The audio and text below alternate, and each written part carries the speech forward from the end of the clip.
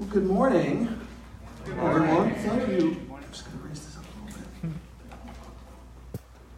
Thanks so much for inviting me back to talk to you a little bit about humanism this morning. Some people here, I think, know this is one of my favorite things to talk about. So, humanism, what does this word mean anyway? It's a little bit vague sounding, perhaps. And I think there's some confusion about its definitions over time. There was the tradition of Renaissance humanism. Going the wrong way.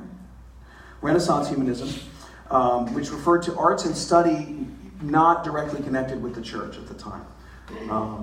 But these days, when we talk about humanism, where religion, politics, and culture are concerned, we're usually talking about the worldview known as modern humanism, scientific humanism, secular humanism, or just humanism with a capital H. I think humaning while isming is a totally legit definition. You should use that more. It's totally true.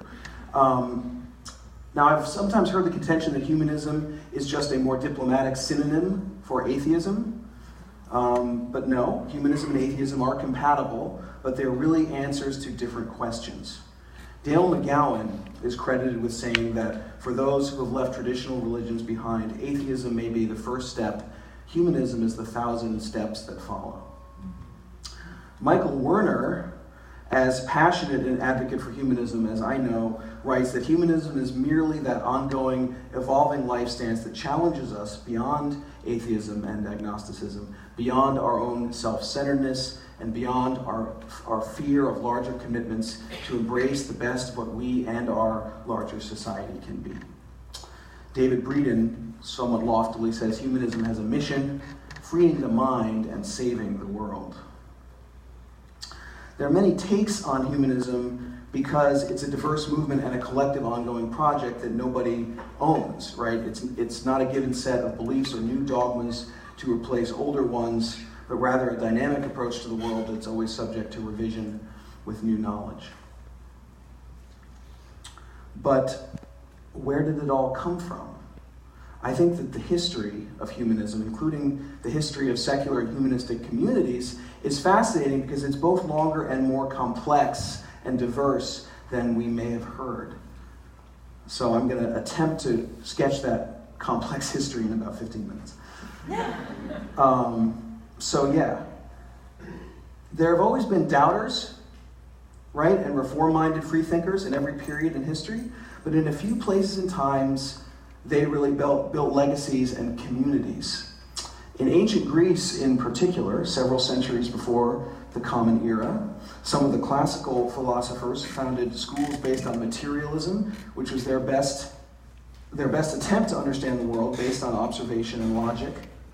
The materialists intuited that the world is made up of tiny interacting particles that obey natural laws rather than the whims of divine entities. The concept of the atom originates with Democritus more than 2 millennia before its existence was proven, and Epicurus, importantly, founds an influential community called the Garden, which was skeptical of supernaturalism and devoted to ideas of reason, maximizing happiness and minimizing suffering in life. Centuries later, during the time of Julius Caesar, the Roman poet Lucretius, Titus Lucretius Carus, expounded on the thought of Epicurus in an unprecedented epic literary work called De Rerum Natura, on the nature of things. It was a 7,500-line epic poem in 6 books that presented a naturalistic picture of the world and a striking subversive message. Do not fear the gods, do not fear death. We are temporary beings in a world larger than we are, but we can understand a larger world without a greater meaning, but we can understand the world by studying it, and we can create meaning and happiness while we're here, and we can appreciate its beauty. Lucretius was accused of being an atheist, and along with the ideas of Epicurus, this work was lost for many centuries after that period. And it has been, I think, convincingly argued that the rediscovery and recirculation of this literary work at the dawn of the European Renaissance had a huge influence, inspiring artists and scientists of the period that followed, helping to usher in the Enlightenment and the scientific revolution that followed. Stephen Greenblatt argues this in his Pulitzer Prize-winning book, The Swerve, arguing that the ideas of Lucretius and Epicurus largely helped to shape the modern world that we know. Out of the European Enlightenment, of course, came deism, a philosophy held by many of the American founders, including Thomas Jefferson, Thomas Paine, Ben Franklin, and others. The deists, I like to say, were sort of the proto-humanists of their time because they didn't believe in a creator that was knowable or was involved in the world. They championed reason and science, and they were certainly skeptical of religious authorities. That skepticism was built into our founding separation of church and state. Jefferson, for his part, owned at least 5 editions of Lucretius's poem, and he declared in private that he considered himself thoroughly to be an Epicurean. By the late 19th and early 20th century, science had accelerated dramatically, and discoveries were challenging long-held assumptions about our human place in the universe. Darwin published his theory of evolution, which was foundation-shaking. Advances in physics and astronomy via Hubble and Einstein and others revealed that the universe is incomprehensibly more vast than people had traditionally thought and much older. Many religious institutions, of course, were highly resistant to this new information, this new knowledge. But some interesting things began to happen on the more progressive side of religion at this time. So Felix Adler was the son of a prominent rabbi who was expected to take over the leadership of his father's large synagogue in New York City. But as a college student, the young Adler had immersed himself in classical philosophy and natural sciences, and he caused quite a shock when he instead proposed a new vision to his family and his congregation, a congregation no longer based on ancient scriptures or supernaturalism, free from theology and creed, but united by reason and a humanistic ethic for all humankind.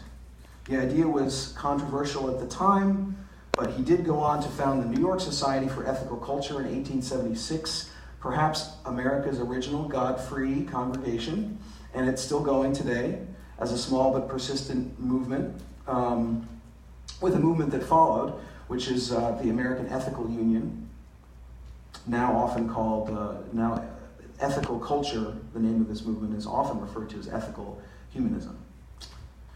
By the late 19th century, Unitarians and Universalists, which were the most radically liberal Christian denominations that had long rebelled against traditional dogmatic beliefs of Christianity, had become even less tethered to their theological roots. They'd done away with creedal requirements.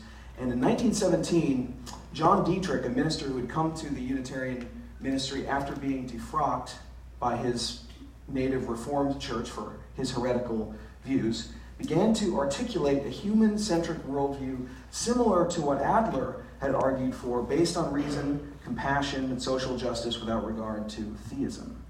By all accounts, it was Dietrich who first used this term humanism in America to describe this worldview, this life stance, and he reportedly drew crowds in the thousands when he spoke about humanism in Minneapolis during that time. I see already the coming of a day, Dietrich famously said, when people shall come to the church, not for what they can receive, but for what they can give, not the company of the saints, not the assembly of the converted, not the congregation of the righteous, but a host of servants of the common good, of fighters of the good fight for truth and justice. This is the new church of the new era. So humanism took hold quickly among Unitarians and other liberal clergy at the time, and in 1933, leaders in this young movement came together to sign the first Humanism and Its Aspirations of 1933, the first Humanist Manifesto, to found what we now know today as the American Humanist Association, and they wrote in the preamble to that first manifesto, "The time has come for widespread recognition of the radical changes in religious beliefs throughout the world, the modern world. The time has passed for mere revision of traditional attitudes. Science and economic change have disrupted the old beliefs. Religions the world over are under the necessity of coming to terms with new conditions created by a vastly increased field of knowledge and experience. In every direction, the vital movement is now in the direction of a candid and explicit humanism." Shortly thereafter, Quakers, humanistic Quakers, founded the Humanist Society of Friends, which we know today, or some people may know today, as the Humanist Society, which is the organization that trains humanist celebrants. So, see, originally humanism was understood as a religious idea, if not a religion itself, because it was seen as a replacement for the traditional religion, or religions, practiced in community where it would supplant Christianity or Judaism as the governing, the uniting philosophy. And this had quite a bit of success in its time. Humanism became quite dominant when the Unitarians and Universalists merged together, and it helped to define the new non-theistic principles of the Unitarian Universalist Association. And as some of my friends know, that story of humanism and Unitarian Universalism is a complicated one that would take a long time to go into. But suffice to say that many UU congregations do remain quite humanistic. So the first Unitarian Society of Minneapolis, where John Dietrich was based, was founded as a humanist congregation. Today calls itself the birthplace of congregational humanism. And you may notice on that sign there that they call their Sunday service Sunday Assembly. And I have it on pretty good authority that goes all the way back to the beginning, not a recent development. So that's interesting. We have the UU Humanist Association, which I serve on the board of. It promotes humanism in the wider UU world and the wider world. In 1980, this term secular humanism becomes popularized when the Council for Secular Humanism was founded by Paul Kurtz and others who wanted to really differentiate humanism from religion, from churches, and from those older movements. And that has always caused since, I think, some confusion about the difference between secular humanism and religious humanism. Religious humanism is a little bit of an anachronism now, but it was the term traditionally used by the Unitarians, ethical culture, and Quakers to describe their, practice of humanism in a congregational context. So today, more often people say congregational humanism, humanist community, perhaps. They really are the same philosophy. The most current definition of that philosophy from the American Humanist Association is a rational philosophy informed by science, inspired by art, and motivated by compassion, affirming the dignity of each human being. It supports the maximization of individual liberty and opportunity, consonant with social and planetary responsibility. It advocates the extension of participatory democracy and the expansion of the open society, standing for human rights and social justice, free of supernaturalism. It recognizes human beings as part of nature and holds that values, be they religious, ethical, social, or political, have their source in human experience and culture. Humanism thus derives the goal of human life from human need and interest rather than from theological or ideological abstractions, asserting that humanity must take responsibility for its own destiny. So, of course, the 2010s brought a new wave of humanistic and secular communities with groups like Sunday Assembly and Oasis and a few others that cropped up around the same time. That are not necessarily branded as humanist in name, but I think they're certainly shaped by humanist ideas. So I want to leave you with a question to ponder. Humanist ideas have been highly influential in our time. The early 20th century humanists founded the ACLU and the NAACP.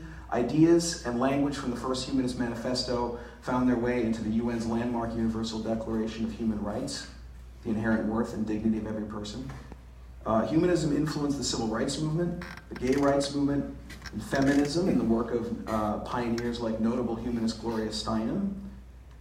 So why is it that humanism has changed the world, yet communities of humanists, people who identify with humanism, has always been small and with limited appeal compared to organized religion? And, these communities have been difficult to sustain, as some recent, articles have been discussing. I'm not sure. This is something I like to explore, and I'd love to talk to you about it. It seems to me that given the current state of affairs on our planet, Humanism is something that we need more of. So to close, I will once again quote my friend Michael Werner. In our troubled times, I think it is time to look beyond society's failings, the universe's inherent meaninglessness, and our avoidance of grand purposes. Being a humanist these days takes passion, courage, and commitment. It requires a love of life that can help us rise above our age's vacuous, cynical malaise and empower us with a vision of what a humanistic society would look like. Humanism is that grander vision of life. It is a devotion to humanity and the biosphere that humanity is part of. It is our passionate commitment to the best ideals that are supported by what experience, science, and civilization have taught us. This vision tells us that humanism is larger than any of us. I believe we have a duty to continue humanism's evolving tradition, which has inspired countless individuals to make the world better. At the same time, it motivates us to fill our lives with transcendent purpose for a meaningful, exuberant life worth living. Thanks.